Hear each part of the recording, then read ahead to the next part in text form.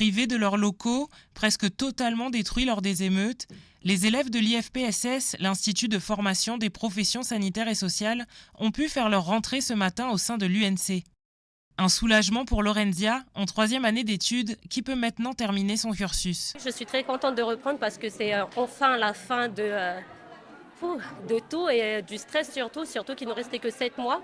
Et c'est plus facile pour nous pour pouvoir reprendre là où on s'est arrêté et être infirmière parce que être soignante c'était bien, mais mon objectif c'était de devenir infirmière. On est précieux pour le pays parce que c'est nous qui sommes là pour la santé des Calédoniens et qu'il faut vraiment qu'on soit là pour notre pays, pour le développement du pays. Jusqu'au milieu de l'année 2025, les 144 étudiants concernés seront donc répartis dans plusieurs endroits de l'université, une solution qui a demandé une logistique importante en amont.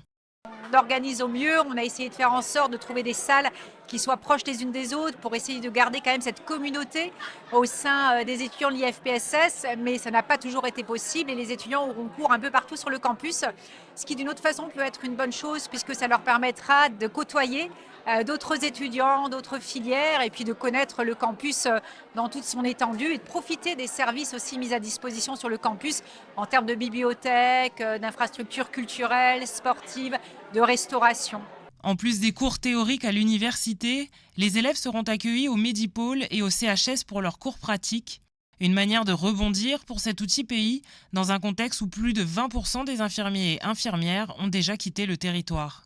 La formation de diplôme d'état d'infirmier, comme la formation d'aide-soignant, comme les autres d'ailleurs, représente un enjeu important pour le territoire de la Calédonie. On voit bien aujourd'hui, on a besoin d'infirmiers, on a besoin de personnel soignant sur l'ensemble du territoire, sur les CMS, que ce soit dans le nord, dans les îles, dans les EPH, établissements publics hospitaliers, publics ou privés, dans les EHPAD.